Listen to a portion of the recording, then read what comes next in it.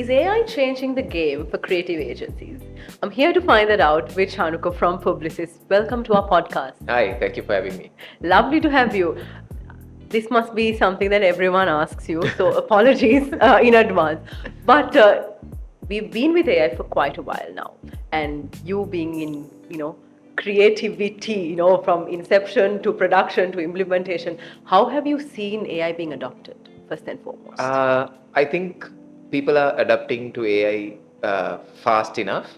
Sometimes too fast also. I think because we don't like take a breather to stop and think like what whether we can not whether we can do it, whether we should do it, right. So that's also something. But the adaptation is really fast, good, and I think it's a really good trend to like sort of learn as fast as possible and explore as fast as possible also. Right. That way you're not like falling behind. And the worst part is, like I always say, it's a tool. Yes. It's technology, both which can be used either for good or bad. So the moment you understand and realize how you can use a certain technology for good, everything gets better, because your, like as an example, your research time is getting smaller, your execution time is getting smaller. So it leaves you much more time to think, imagine, do what you are actually supposed to do as creatives. Right. So that I think because of that advantage also, a lot of people are adapting to it really fast, and that's a great thing to see. And when you talk of like creative teams in agencies, adopting also, I mean, you might learn something today, but it might, get renewed and revised and updated tomorrow. How fast are they learning? Are they fast enough? Some are. The ones who are open-minded about technology, Right. are adapting fast enough. They're learning a lot, and also it enables even your leaders to learn. That's the best part, because back in the day, things that needed to be learned or unlearned through time, Yes. it always had to be passed down. Yeah. Top to bottom. Yes. But now both ends are gearing up. People who have less experience but more hunger and knowledge and access, or even being brought up in those environments. Right. Even us as an agency, we nurture the younger talent to learn technology. So like I said, they don't fall behind. So that whole meeting in the middle mechanism, I think, is working really well. Yeah. Shanika, you first said something like, okay, it's not that we should ask the question whether we should use AI. So if we talk of the reasons why we should use, I mean, one of the things you said is otherwise we'll fall behind. Yeah. But from a leader's perspective, those leading creative agencies as well as your clients, companies, why should they adopt AI? What are the benefits? Okay, in a market like ours, we sometimes face disadvantages because our markets are smaller, and sometimes we want to do great things that looks great, but not have the same capacity. Right. Like if you take film crews or stuff like that, it's slightly smaller when it's compared to the world. But the best part is we get a small advantage from it, where if we want to execute something, we could make it look slightly better. Something where we have to go to a place and like shoot, we can like maybe shoot something on green screen and then put them in a background. So those, like what we're doing now. Exactly. So those kind of things, AI has given an advantage by making everything faster, quicker. But at the same time, I always say it's not cheap. Number one, AI credits are sometimes more expensive than even purchasing an image. The second thing is you're playing with someone's intellectual, or rather you're playing with data that is built on someone's intellectual property. Right. So how you use it, to what extent you use it, that all matters. Even environmentally, financially, there's a massive cost to using AI. That's why I said, like, you shouldn't always just use AI. Right. But like I said, it crunches down research time, makes executions faster. Yeah. So that way you can actually keep it to your advantage, but also make sure that you do it correctly. And the best part is ideation part still, although you can do the research and test your idea against all the existing data, the ideation will never happen through AI. Right. So you should not rely on AI, but you should use AI as a crafting tool. So that's why I said whether you could or should is the question. Okay, now I have so many questions. I hope I don't forget those. First and foremost, you mentioned AI credits. Now that's something we don't talk about enough. Yeah. Can you elaborate on that? Okay. The important part about AI credits is when you pay a AI engine or a software platform, whatever you want to call it. Yeah. The chances are you're getting a dedicated server or dedicated platform where your sensitive information is not always shared with everyone. Right. It's not on an open end where, like, if I even test an idea that I have for a client, that needs to be protected in a vault, right? If not, the next moment someone does research, that information is also available for AI, Of course. right? So that's why it's important to have paid subscriptions for AI, Right. and that makes it more expensive. Got it. Like I said, it makes the human effort easier, but that does not necessarily mean it's cheaper. Somebody's paying for it. Yes, somebody is paying for it, either financially or environmentally. So because of that, I think you shouldn't treat it as something that is freely available. It is freely available, but whatever you buy, whatever you use for free, might be detrimental to your business. Right. So then there comes a choice whether you're going to spend that much money on stuff like AI credit, or going to get it done freely. Which matter of ethics as well, I suppose. A big matter of ethics. That's where I come from when I say intellectual property, because you're using people's information. It's basically all the data crunched, right? Summarized. It's what a researcher would do and present to you, but now you're getting it done automated. From a machine. So because of that, I think there's a question of what you use and how you use it. Amazing. And also, you said it's a crafting tool. Do creative teams use it in different ways? Like, do they use it, for example, I come from academia, we use it as a sparring partner. Like, challenge me, what's wrong with this? How do creative teams expand on that usage beyond a tool? Some do. Actually, the ones who adapted AI really early on did realize that AI adapts to how you speak to it also. Right. Say what you want to hear. Yeah. So if you're doing a research and if you're testing an idea, unless you have trained an agent, AI will be very pleasant to you. Right. And try to build things. It won't give you that constructive criticism unless you ask for it. Right. So what we see is most of our colleagues, they adapt fast, and they train agents really well. So we break it down to tasks, and if it's research, then we've fed all the information from award festivals and everything. So we get we really get told whether we are good or not, and it's not like just going down a rabbit hole where we don't see an end. It's very structured when you train it that way.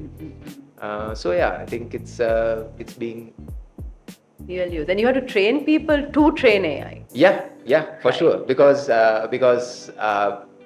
if you just start an AI prompt, that particular prompting journey will also show you. The more you feed information, only that it'll realize what you need, right. Or what you're trying to achieve. Best part is if you have trained an agent earlier. As an example, now let's say I want to give feedback to emails, right? But I want to make sure that feedback is broken down in a way where my colleagues know, let's say the next task, when it's due, all these things, which I might miss out if I'm manually doing that email every single time. But at the same time, if you have trained the AI agent, very simple, you tell it, okay, this is the feedback, now structure it. It'll give you the structure, you have to cross check it as Of a course, human. yes, And yes. then it makes it that much more easier, that much more faster. It's the same thing for creatives also. Yeah. Research, testing, if you want to see what has been done in that same category, everything, like, even we are now even practicing shared canvases across AI platforms. So like, if a person who's working on a artwork is doing something, Right. it's updated on the canvas, so the person Right. who's either writing or going to shoot the photograph, do the photography, knows what's expected. Right. And Saves so much of yeah, time. exactly. Yes. It's a real time internal meeting. Exactly. So- Because otherwise that takes weeks to get approval Yeah, and of course. communicate. Rounds and rounds of meetings that could have been emails. Love that. That should be a different podcast. Yes. So Chanuka, I'm talking about how you use it. I mean, when you approach clients or when they approach you, how are their take on AI generated content versus human generated content? I mean, how do you strike that balance? What do they want? Clients want really fast work, Okay. but something that makes a difference for their brand. But like I said, AI is not always necessarily cheap unless it has a different cost, like your information leaking or something like that. Yes. But what clients often want us to, as an advertising agency, often Yeah. wants us to do is make a loud noise Right. that makes an impact, may it be visually or like audio, whichever Yes. format. Yes.